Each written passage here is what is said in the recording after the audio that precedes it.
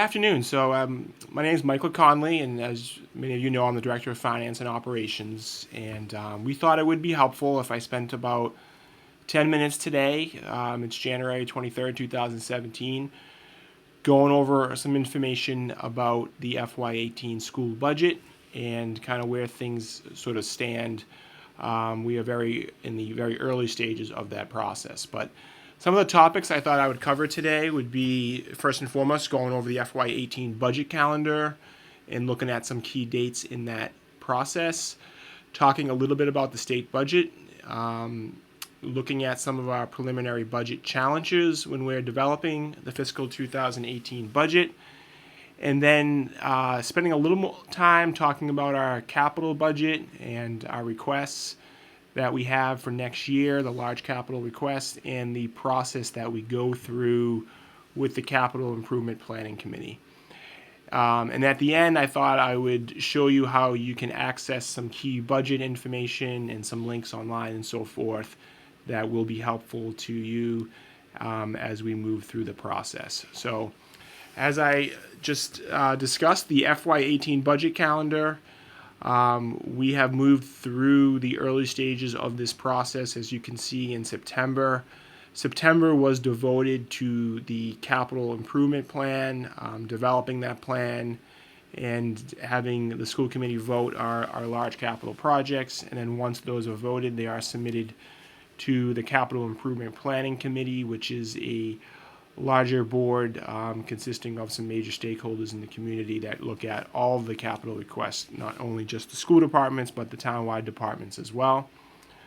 We then approved our goals, and we are now in the kind of development stages, kind of the behind-the-scenes development stages, November, December, and January, where we're receiving requests in from principals and directors and budget leaders, and vetting those requests as an administrative team and soliciting staff input, et cetera, to prepare the budget that best meets our goals and our strategic plan. So that's the process we're in now. I have highlighted a few key dates there, which are dates that are geared towards the public, and that would be beginning with the March 13th, our preliminary budget presentation to the school committee. That would be made Monday, March 13th. We then do our annual public hearing on the FY18 school budget. That is set to happen on Monday, April 10th. These would all happen in the Distance Learning Lab at about 6:30 to 7 p.m. The school committee would not be set to vote the budget until May 1st. And then, as you know, town meeting happens the first Monday in June, where we would look for final approval by the community on our school budget on Monday, June 5th. So the state budget is I thought we'd start by looking at a little bit of what's happening in the state. The state budget is due to be released this Wednesday, January 25th. The governor is hard at work at the state budget, but we can sort of look at trends and signals of what's happening in the state, and generally they somewhat correlate with some of the challenges and what we can expect to see at the local level with North Reading, with how challenging of a budget year we may be looking at. And unlike very similarly to prior years, we are looking at a challenging budget at the state level. There's a significant state budget gap. Revenue sources are not keeping up with costs of their ongoing expenses. The state has used temporary revenue sources to balance their budget and over the last several years, and based a lot of cost saving, balanced the budget on a lot of cost saving initiatives that haven't been realized to its fullest extent. So there's also been, over the last few fiscal years, a pattern of instability with consecutive years of mid-year budget cuts. And when I say mid-year budget cuts, the governor has the ability, what they refer to as a 9C cut. And if revenue is not coming in based on projections, he is allowed to make and does make and did this year and last year as well some mid-year cuts. Now, fortunately, North Reading has avoided any major. We've kind of not been impacted by those cuts, but certainly a lot of municipalities and districts and programs and grants have been impacted. We just I've been fortunate that we have not been significantly impacted by some of these mid-year cuts. That is the beginning of their process. Once the governor releases his budget on Wednesday, it moves on to the House, and then on to the Senate, and then to the conference committee. And it's really not officially approved until mid to late June. So it is a long process. There is a link here if you want more information on the state budget and the challenges and the initial outlook. That information is there for you. If we're looking at our preliminary funding challenges in North Reading, and we're seeing some of the same trends that the state is seeing, and we have some initial challenges. The school department has put forward a very preliminary budget. Again, we're still in that development phase. It's just really a working document at this point. We do have a draft of the document, but we're soliciting input from staff, from principals, from budget leaders, from a little bit from the boards, and just trying to finalize and fine-tune our requests and see where things are at. But we do know that as it stands today, there is a significant budget gap that does exist. And this can mainly be contributed to local revenue sources, taxes, state aid, local receipts, not increasing at the same pace as we see fixed costs increase by Medicare, health insurance, general liability insurance, retirement costs. Those are some examples of some fixed costs. And really not being anyone's really fault why there's kind of this budget gap. But what we've seen is there's just a structural problem that exists statewide when we attempt to fund school and municipal budgets. As we know, property taxes are capped at the 2.5%. Other revenue sources with the community, as well as into North Reading schools, state aid, local receipts, even our federal and state grants, those revenue sources are flat, and we see our fixed costs that I just mentioned a short time ago increasing at rates much greater than the 2.5%. Health insurance rates, 4 to 8% generally. That's what we've seen. Other fixed costs, general liability insurances, the cost to participate in the Middlesex County retirement system, that assessment cost to participate, those rising between 5 and 7% or greater each year. So it presents this structural problem, and that's why I think in a lot of ways we begin with this budget gap that we try to work to close over the course of the process. North Reading School Department has also used a lot of one-time revenue sources to balance the budget over the last several years, whether they be federal stimulus, recovery grants, our revolving accounts. We've tried to do what we can to be creative in the revenue sources that are available to kind of make things work. Here's a quick bar graph that shows a lot of those structural challenges that I just spoke of. The blue represents the fixed cost, the green, the revenue available to municipalities and to the community. And as you can see, fixed costs generally are increasing at double the rate of revenue. So it presents a structural challenge and problem when trying to fund municipal and school budgets. As you know, our funding sources for a school budget, the majority of that comes from local taxes. We do receive state aid, which has been flat. Our state aid has almost been level funded over the last several years. Local receipts, excise taxes, permits, licensing fees, etc., make up the next largest portion. And then our user fees that we assess for things like athletic, extracurricular activities, busing, tuitions like preschool and kindergarten, and then our federal and state grants that we receive from the federal and state government makes up the remaining pie of our chart of the revenue sources available. Here's a history of the operating budget, and I spoke of earlier that you can see the community and the school department, after receiving a larger increase in 2009, has been trying to make do during what was that economic recession in 2010, 11, and 12. Through the ARA stimulus grants that we received. So we kind of made do through some very modest budget increases by using these ARA grants that were given to us during that time of the peak of the economic recession.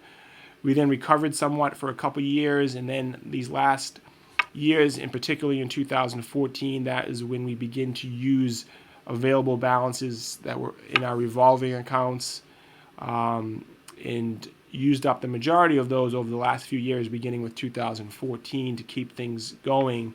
And what we're seeing, which is presenting even a greater challenge as we look towards the future, is a lot of these accounts are drying up and will not be available into the future. So we're seeing that even more of a challenge does exist. I also wanted to present a little bit of a background on our capital requests. As you know, as you saw in the budget calendar a short time ago, our capital requests is the beginning of our process. We have 4 major FY18 capital requests for next year. The highest priority is our elementary Wi-Fi upgrade.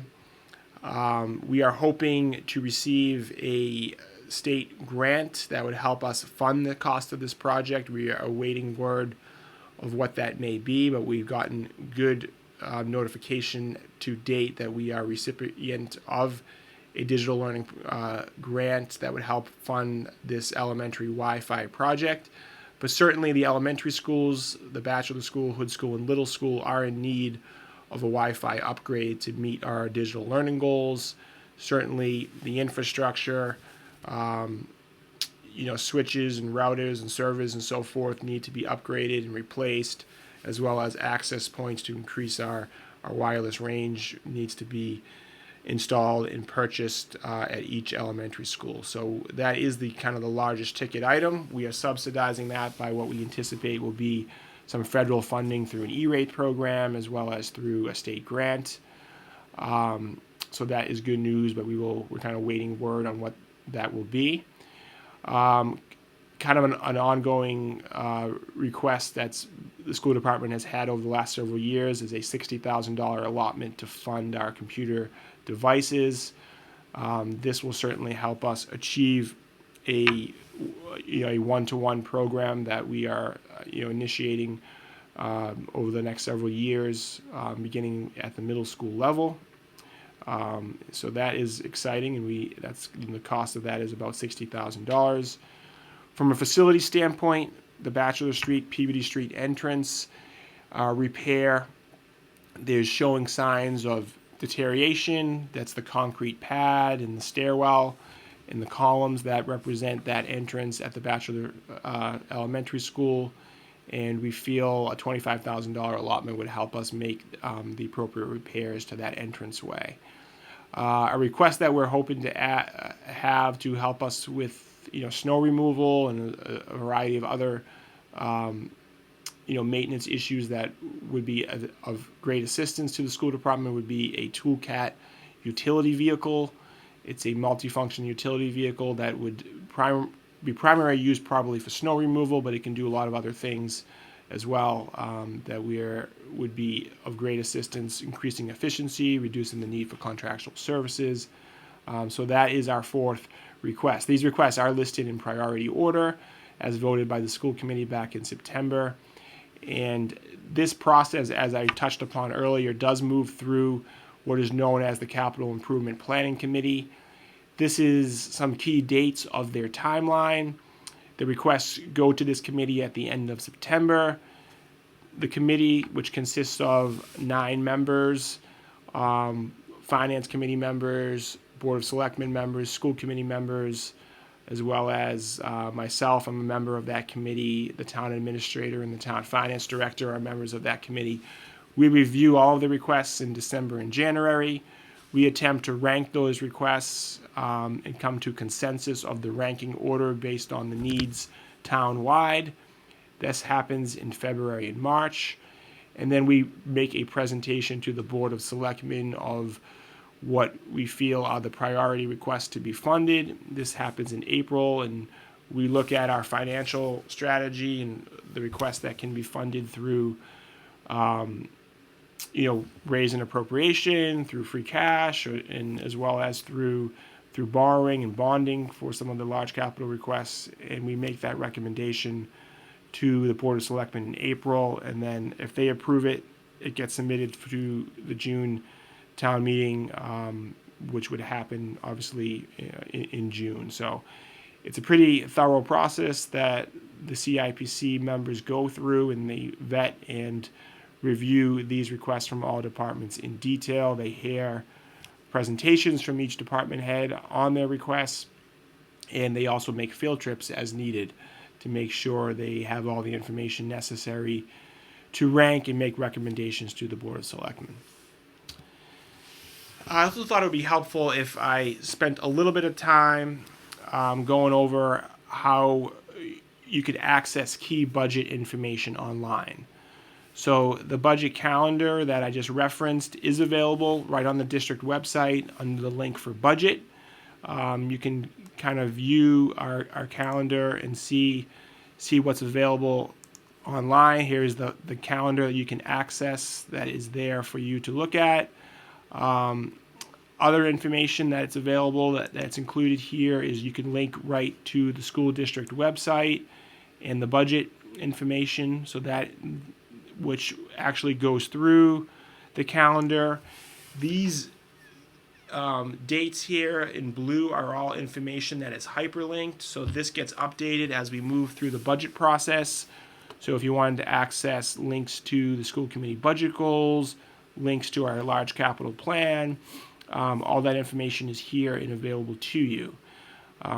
I talked about the capital plan. The school department does have a 5-year capital plan, which is this link here, and that was presented to the school committee in September. So if any member of the community wants to get more detailed information of the requests that are in our capital plan for the next 5 years, as well as the 4 that I spoke of this year, that information is all here in relatively detailed format for you. I also included in the presentation a link to my Twitter page. So I do post updates about the budget process on Twitter throughout the school year, as well as some other key information that's at NRPS Finance. So that information is there and available to you as well. With that being said, I hope this information and short presentation was helpful to you, and I hope to bring some additional information to you in the future.